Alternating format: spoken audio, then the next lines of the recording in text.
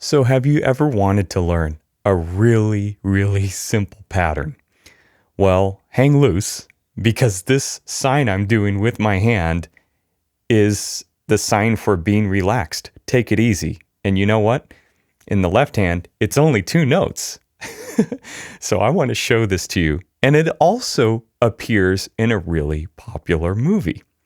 Have any of you seen Forrest Gump? Where he sits down on the bench and the feather slowly floats down to the bottom by his shoe, and there's a song playing. You might recognize it.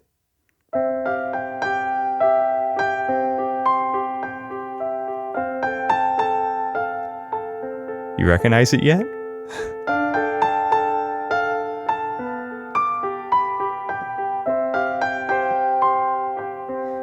All I'm doing there is my pinky and my thumb. So let's hang loose, take it easy. This one's really simple, but super effective in any arrangement on any song. Let's dive into it. If we take a look, there is some rhythmic syncopation here. We have an eighth note, followed by 3 quarter notes, then an eighth note. How do you count this? All right, it's this. 1 and 2 and 3 and 4 and 1 and 2 and 3 and 4 and 1. That is the whole premise for the pattern. Now, the next question you ask, well, how do I practice this? I mean, you were playing this song and there were a lot of chord changes flying by. Well, we could pick my favorite song, once again, Scarborough Fair. And so on this song, we could just get away with playing 1 chord change, right? E minor over the whole song. So what we could do is just play this pattern, not moving our hand, just like this, but just focusing on this one movement. Now, for this pattern to be played in 3/4, let me count it for you. It's like this. 1 and 2 and 3 and 1 and 2 and 3 and. So no matter what the time signature, this pattern will always fit. Remember that there is a theme here. The last note you're going to play is always an eighth note in the last beat in any kind of bar with any kind of time signature. As you could see in 4/4, look at the last note in every measure. It's an eighth note followed by another eighth note. In 3/4, the last note in the first measure is an eighth note, followed by another eighth note in the next bar. So there's this pattern here. So you could use this pattern to really find it in any time signature. So how do we play Scarborough Fair? Well, let's just get used to playing it in just this one key. All right. So all we have to do is do this.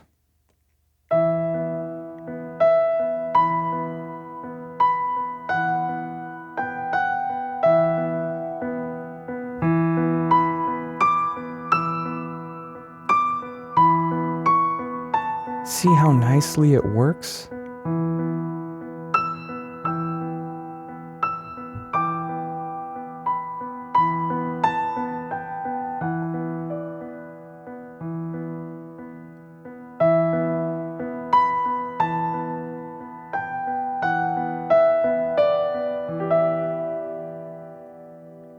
And this really gets the job done because it's so simple.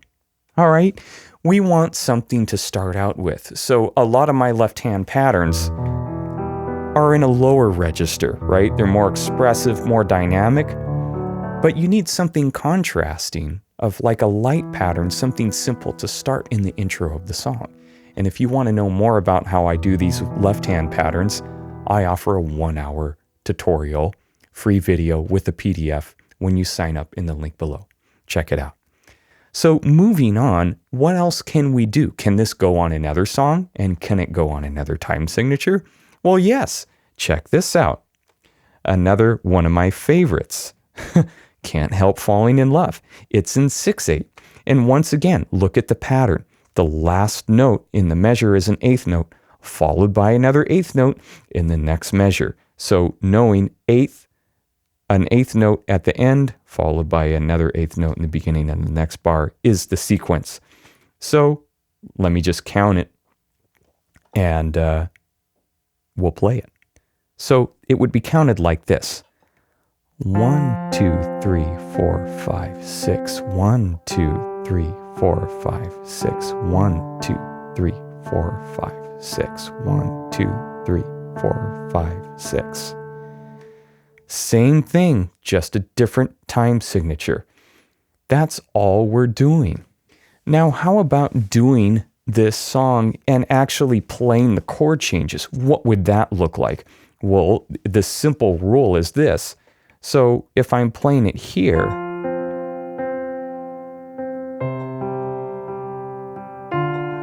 just remember my pinky is going to land on the root note of each chord. So for F, pinky is on F. For the next measure, C major, pinky is on C. Next measure, D minor, pinky is on D. So if you follow this premise, you could just start playing this pattern right away in root position, pinky always being on the root note. So let me just play this for you and see if you like it, see how it sounds.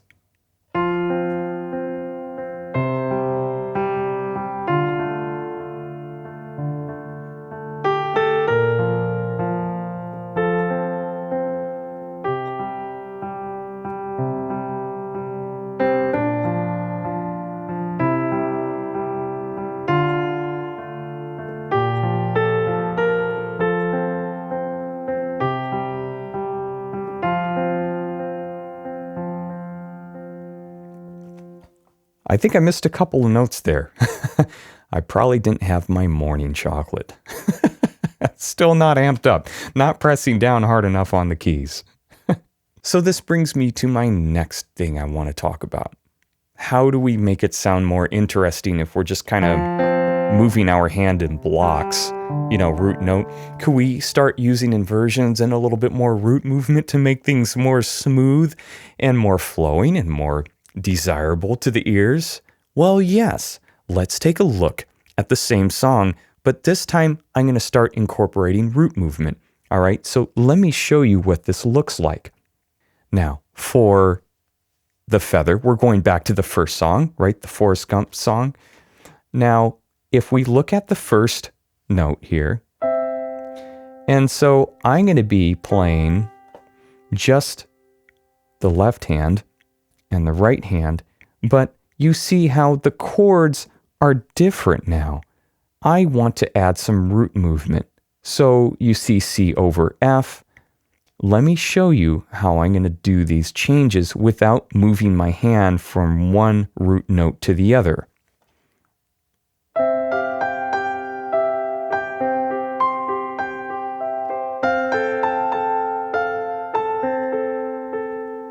Okay, let's take a look at these first four measures.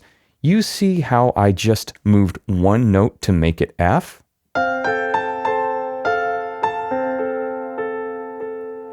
I'm still playing a root note in my pinky, which is C, but in the key of F major, it's the third note in an F major chord. But I'm also playing A. So you could think of this as a F major second inversion. Root position, first inversion, second inversion, and I'm playing that. So really thinking in this terms is really useful because now you're allowing yourself for the pattern to be simple, but more harmonically and melodically complex using some simple voice lading. Let me play it again, and I'll move along.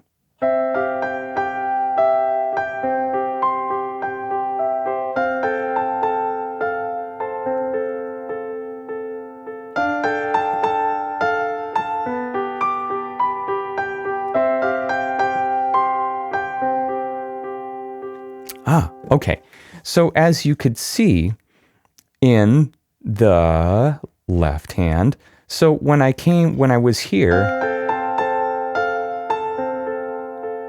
all I had to do was move my pinky up to D, and now I'm in D minor.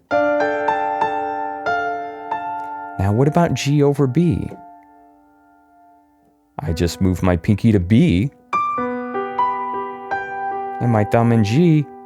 And now to get back to my C major, my pinky just goes up 1/2 step to C.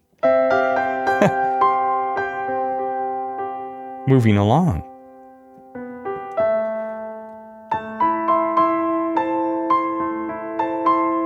I'll go back down to the root. A little passing tone.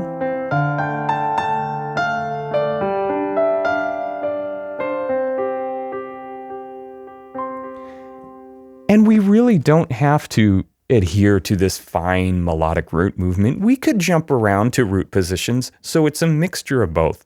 And this Forrest Gump pattern really lets you do that. It lends well to simplicity and interest, melodic interest. So if you could combine the pattern and also the root movement, you got yourself a really great pattern to put in your arrangements.